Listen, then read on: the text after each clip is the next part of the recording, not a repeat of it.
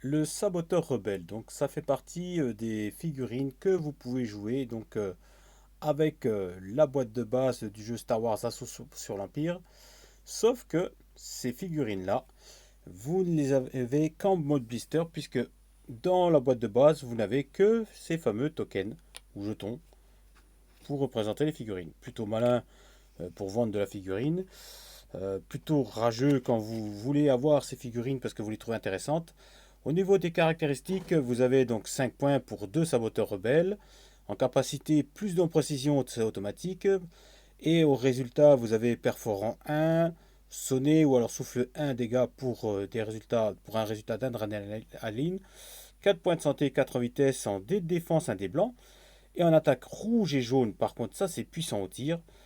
Et en capacité, vous avez surmenage. Vous pouvez déclencher la même capacité d'adrénaline jusqu'à 2 fois par attaque. C'est une règle très spéciale, puisque normalement, vous ne pouvez avoir qu'une seule de ces capacités. Là, vous pouvez avoir par exemple 2 fois souffle 1 dégât.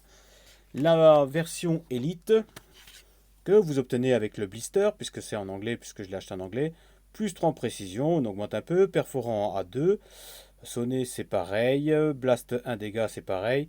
On a en plus priority target, figure de not block the line of sight for these figures attack. Ça veut dire que les figurines ne bloquent pas votre ligne de vue.